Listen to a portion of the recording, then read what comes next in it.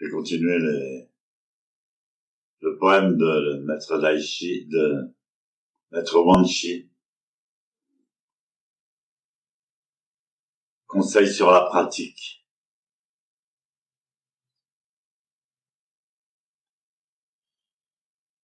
Il dit: la vacuité absolue n'inclut aucune image. C'est un point important parce que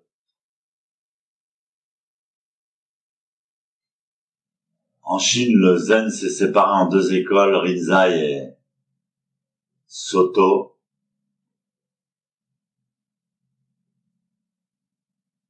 Et dans l'une des écoles, l'école Rinzai, on fixait une image ou une idée, un koan, une énigme,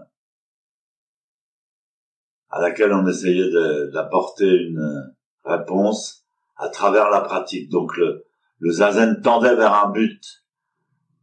En fait, la posture du lotus, la posture du Bouddha, on peut l'utiliser pour faire plein de choses. On peut manger en lotus, en zazen, on peut chier en zazen, on peut chanter des sutras en zazen, on peut réfléchir en zazen, on peut faire des tas de choses, on peut prier.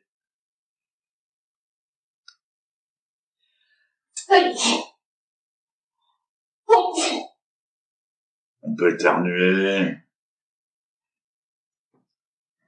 Et dans le Zen Soto, dont Maître Wanshi est une égérie du Zen Soto, c'est un grand maître du Zen Soto pur. Souvent les gens disent: mais à quoi ça sert Zazen? Zazen, c'est faire apparaître un espace vide et infini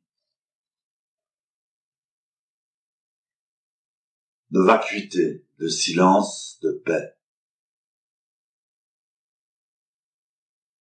Cet espace coupe notre karma personnel, inconsciemment, naturellement, automatiquement, fait une brèche,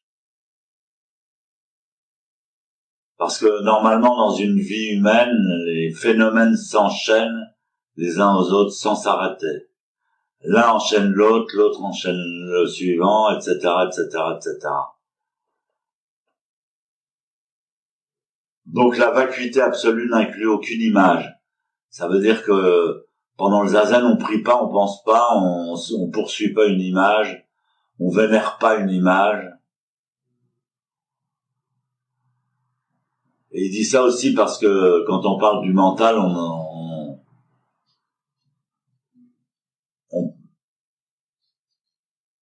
on pense à une pensée mentale, pas toujours à une image.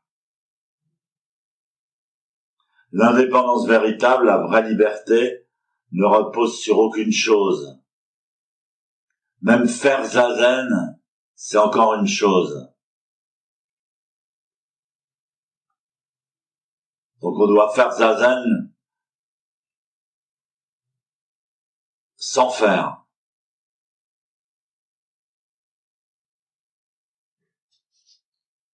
Faire grandir, répéter et illuminer la vérité originelle, sans se préoccuper des conditions extérieures. Ça, on rectifie beaucoup la posture. Maître Deshimaru était très strict et très précis. Et il accordait une grande importance à la posture. On lui demandait: qu'est-ce que c'est le zen, maître? Qu'est-ce que c'est le plus important? Il répétait toujours: la posture. Good posture. Strong. Il est vrai que quand on a expérimenté un petit peu le zazen, on éprouve une certaine émotion de beauté en regardant une posture de Bouddha bien positionnée,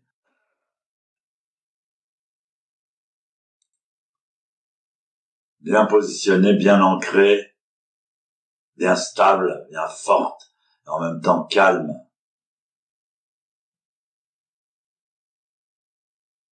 Et donc, je rattachais la posture au fait de ne pas se préoccuper des conditions extérieures.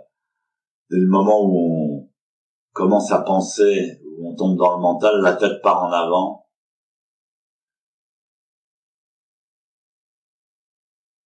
Ou alors, carrément, on tourne la tête pour regarder le Kyosaku qui passe.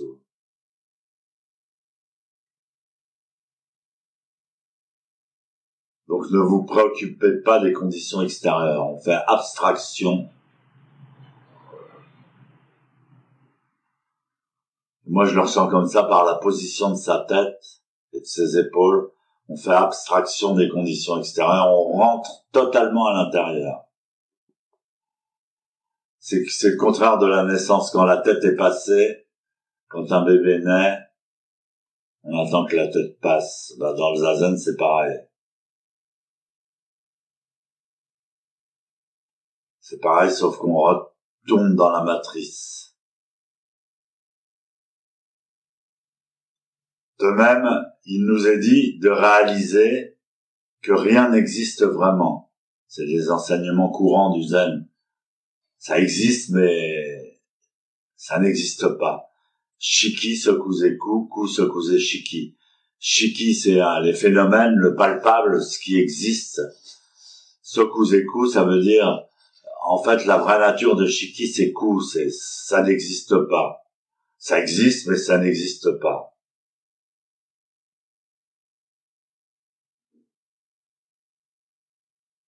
Et dans ce champ, il appelle le champ donc de la vacuité, le champ sans ego, où le soi existe. Je sais pas si vous avez, on entend souvent dans la culture New Age, les gens disent je suis.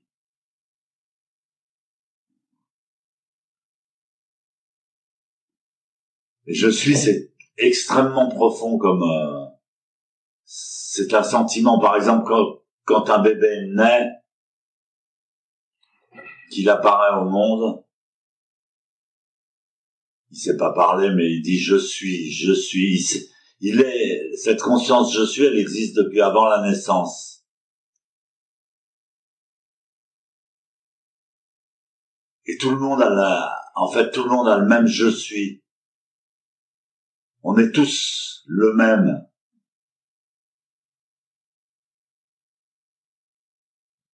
Je suis est éternel.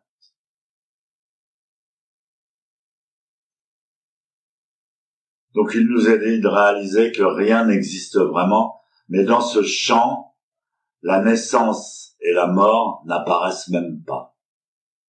Il y a plus de différence entre la naissance et la mort. On est dans l'existence éternelle.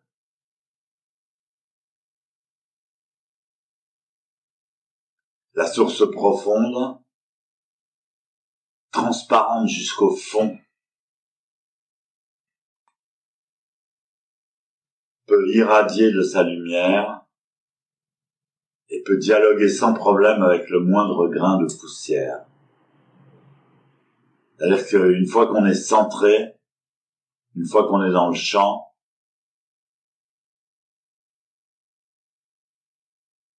on n'est pas gêné par les phénomènes, par le moindre grain de poussière. Il n'y a pas de problème, on s'harmonise, on voit les choses de la bonne place, du bon endroit, de la bonne perspective.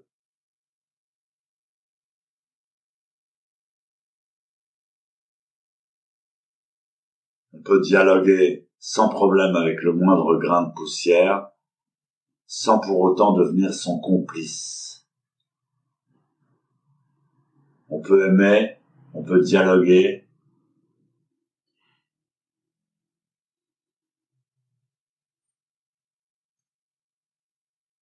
sans s'attacher,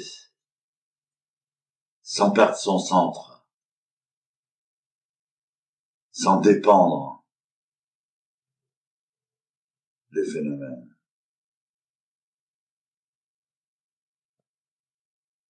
Et cette subtilité de voir et d'entendre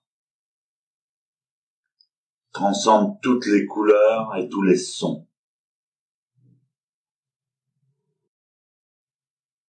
Toute cette démarche se déroule sans laisser la moindre trace et sans obscurcir aucun miroir.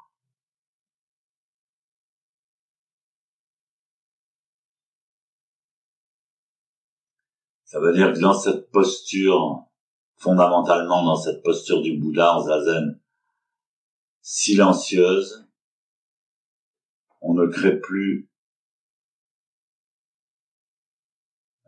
pas de karma.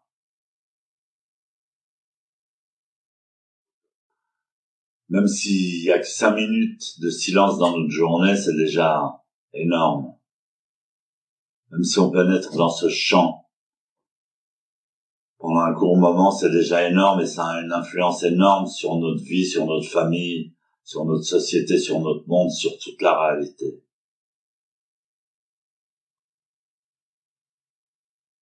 On est bien. On est très bien. On est très très bien.